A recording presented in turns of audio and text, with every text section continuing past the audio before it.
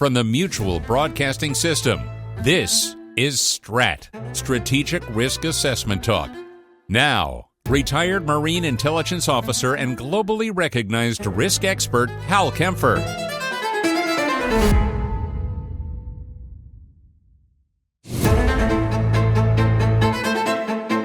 Welcome to STRAT, Strategic Risk Assessment Talk, and I had fully intended, in fact, if anyone listened to me on Live Now from Fox, I'd said I was going to talk about this burgeoning potential military action in Venezuela, and I was going to talk about some National Guard issues, things I did talk about at length on this last weekend.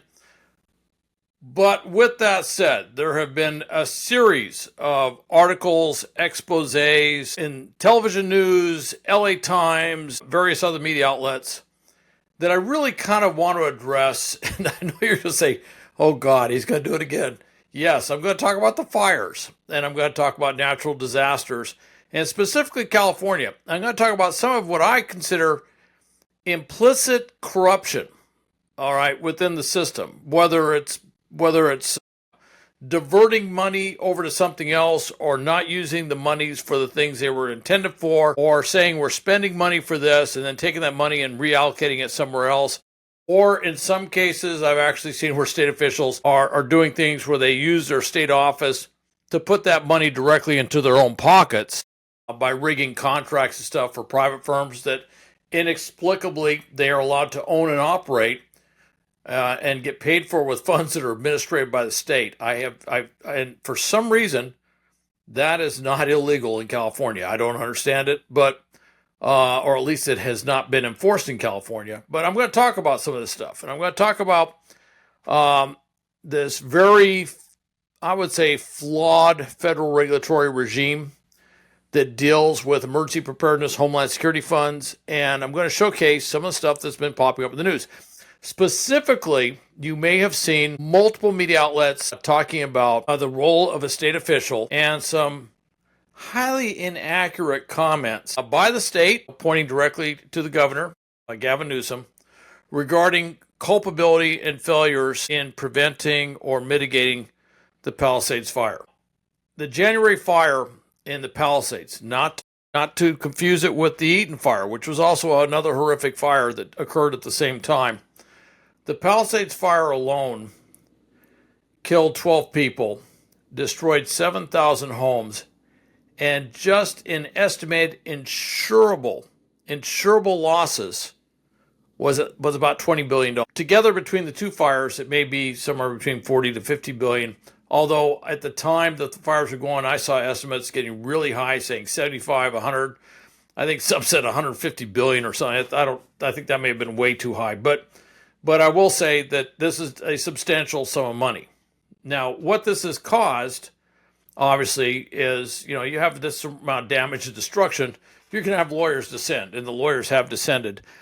And there are lawyers representing the victims of the Palisades fire, and they wanted to depose Los Angeles firefighters that were dealing with a fire that took place prior in that same area prior to the big fire that burned down the Palisades, and specifically shed some light on the allegations that a California state parks official had restricted what they were doing, all right, and had allowed something to occur, which then led to the reignition of that fire and that firestorm that destroyed thousands of homes and killed all those people. Now, the fire department handled a fire, the Lockman fire, on January 1st, all right, and it burned an area. It wasn't as big, obviously, as what we saw on January 7th. But there were smoldering embers that were in that fire. And at first, the state was saying, oh, no, there was no state official down there. No, it wouldn't happen. And then some videos showed up that showed literally that state official walking the fire line with the firefighters. And it's like, yeah, it's okay. So you're saying he wasn't there. He was specifically there. And they really want to put some scrutiny on what happened there, because that fire, obviously, when the winds came in, gusting, 100 miles an hour or whatever, that's what sent that fire rolling down that hill into the Palisades area, causing that massive devastation. These attorneys have been working to try and put focus on what did the California State Parks role in this fire really involve, all right? They say a state agency didn't do enough to monitor what was going on. The area was not safe, that the firefighters and the firefighters, after the firefighters said the fire had been contained, but there are indications that the state may have said, okay, great, you're done. Now, why would the state do something like that? I can tell you why. If it's on state land, then the state probably has to pay for those firefighters, whether they're LA County or LA City, if they're up there doing stuff. And so there would be a logical imperative by the state's parks to say, great, fire contained. Oh, a little smoke over here, still embers burning, whatever. Yeah, but we don't want to pay for any more. Let's call this thing done. All right. And so and I'm not saying I don't have proof that was a discussion. I wasn't sitting there in the room, but having done this for many, many years, that is almost always part of the discussion, which is they're looking at ways to contain costs. I can tell you, in the incident command system, which is a nationwide system for how we manage this stuff, when you talk about mobilization for when you have an incident command set up and you set up this huge structure in the doctrine, as soon as you start to mobilize, you immediately start to build plans for demobilizing for any incident. And that includes smaller incidents like the Lockman fire, that there would be a desire to do that. They say that the fire scar, if you will, the burn scar, and was not completely safe. All right. They say the state, now obviously everything I'm saying here, yes, it's very political. Look, California is what they refer to as a one-party state. All right, there's one party that dominates the governor's office, the legislature. And with that said, if there's anything that happens in California that's bad for state government, boom, it immediately becomes political. And yes, GOP members of Congress are scrutinizing what's been happening there. But there are some real questions about that. For example, there was a bulldozer that was up there that was used for mopping up the fires, and that was pointed to. But as a former assistant chief for LA Fire, who oversaw their wildfire tractor unit, Patrick Butler was talking about, he says, look, those are great tools for building fire lines, for fire breaks, and things like that, but they're not so great for mopping up. And so there is a question of, well, did you shortcut what you needed to actually effectively mop up that fire and put that area at risk? That's a big question there. All right. In the LA Times reported last October that a battalion chief had ordered his firefighters to pack up their hoses and leave the burn of that area that day, even though there were folks on the ground that were complaining that there was still smoldering of stuff out there. As they're getting into it, more and more is coming out. Where did that order ultimately emanate from? And the question is, was that a tactical decision with the firefighting unit, or were they directed to do so by that state official? And that's what they're digging into now, and a lot of questions on this. Now, when the fire began, was Governor Newsom talked about he had deployed 110 fire trucks, that they had deployed all these fire crews, hand crews down to Southern California to deal with this thing. And it sounded very impressive. However, everyone noticed that there was actually some big fires. The issue gets into, okay, you send them to Southern California. They didn't go to the Palisades area, obviously, and they weren't. And that's something that's been brought up in this whole thing. And the question is how they get down there. And now you're getting into an area, which is an area I spent many years of my life working, which is consequence management. You're getting into the area of what was the disaster? How were you planning for the disaster? How did you do this? And I did this for years. I ran a joint military intelligence fusion center that did a lot of civil military intelligence production aimed at consequence management. Initially aimed at weapons of mass destruction, but then it started dealing with natural disasters and other things, and we did that for years, running that fusion center. And then later on, I was a director of intelligence for a big multinational joint task force after 9/11, deployed overseas, focused on consequence management. And so this is an area I know quite well. And one of the things within this area is you look at a lot of stuff. Like any military intelligence stuff, you look at the big three: weather, enemy, terrain, what we call WET. It was the acronym. And then every time I turn around, someone is adding another letter to the acronym. But you look at the terrain, all right? You look at the weather. In this case, you got these massive windstorms coming in. You look at the vegetation on the ground. With the vegetation, you also look at how dry it is. You look at possible sources for ignition of a fire. You look at various channels that fire would go, and look, this would not be something where you just pull it out of the air. You're talking to folks who've worked with fires. You're working with them. You're trying to build a very responsive, dynamic intelligence product, which is going to support timely, effective decisions on where to deploy assets. And it's difficult, tough work. Planning for crisis action is difficult, tough work. I've trained staffs around the country and around the world on how to do this. It is a challenging thing.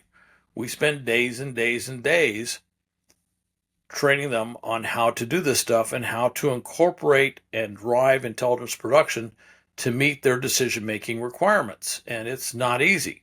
And this is something that takes a lot of work. Anyway, there were some other considerations there. The Santa Ynez Reservoir that has the big water source to provide water for firefighting was empty. It was down for maintenance. Now, one could say, well, that's a horrible thing. Yeah, but was that incorporated into their planning process? Was that incorporated into their decision-making process early on? And if it was, you look at other water sources in the area and you might say, hey, since these guys are out of commission, we may want to spend some money and pre-deploy and put some, I can think of a lot of different ways, but you could put these massive water bladders up on the hill. You could do a lot of things, but you need to think about that beforehand. That gets into prevention and mitigation that you need to focus on well before. And obviously that was, to put it lightly, underassessed. And so does this mean that Gavin Newsom was lying or obfuscating or whatever he was doing? I don't know. I would say more likely than not, he was probably just saying things that were being fed to him, because that's usually what governors do. Within that Office of Emergency Services, there might have been some CYA, so to speak, some mischaracterization, trying to make themselves look better, trying to make the state look better, things like that. But of course, at the end of the day, under the bright glare of other things, it kind of put the governor in a very difficult situation. Makes it look like he's not being forthcoming. Maybe he's trying to cover up stuff. And I'm not saying that maybe he isn't, but I'm just saying that there are staffs that feed them that information. Now, let me take you back a little bit. There is a historic problem, though, that goes back a few years, back in 2021. January 2021, Capital Public Radio, NPR's National Public Radio's California newsroom did a joint investigative reporting thing where they found that the governor had misrepresented his accomplishments in terms of what they were doing to prevent fires, and had even disinvested from wildfire prevention. They found that he had overstated the number of acres treated with what they call fuel breaks. That's basically fuel being the fuel on the deck, which is the vegetation on the deck, forestry, brush, everything else. That's what they mean by fuel when you talk about fires. That he had overestimated all the stuff he'd done to include prescribed burns by a mere 690%. All right. That's quite a bit. Basically, they were supposed to work on 90,000 acres, and at the end of the day, they actually worked on a little over 11,000 acres. And that a lot of the money that was supposed to go to that, $500 million, $1 billion, had been rerouted to other things. All right, so they're talking about these 35 priority projects. They're a big deal. I would recommend anybody look this up to see what happened with this stuff. And then also go back to talking about Jerry Brown, when he was governor, had a plan which mandated the state to reach a goal, a plan to treat 500,000 acres a year by 2025. And that's what Newsom said he was going to do. Well, that goal was supposed to be in 2018 when they were supposed to, or years ago, by 2023, a couple of years before. So they're well behind. So when you talk about why aren't we where we should be in 2025, well, the problem is we're at least a couple of years behind on where we ought to be. what this means is that a lot of money that was supposed to be spent on this stuff was reallocated to other things, and that this is a problem that goes back many, many years. All right. Now, where does consequence management intelligence come from? You may recall there was a Shinrikyo did the big attack with sarin gas. They also did an anthrax attack. They were trying to build a nuclear bomb over in Japan in 1995. You may also recall that Terry Nichols and Timothy McVeigh did this ampho bomb attack on the Oklahoma City federal building, the Murrah building, basically destroying the entire thing. That was a high-yield explosive, very high-yield explosive device. And then if you go back to Hurricane Andrew swept through southern Florida, completely wiped out a Homestead Air Force Base, just caused massive devastation, which was a real wake-up call for everybody. And then, if you also look in 1992, you'll see that there was a joint task force, Los Angeles, that was sent that involved military, Marines, and Federalized National Guard. And there may have been, I believe, Army came down, 7th Infantry Division, to Los Angeles to deal with the riots after the Rodney King trial. And then there was, in 1993, there was this massive flooding across the Missouri and Mississippi rivers in multiple states. Hundreds of levees had failed.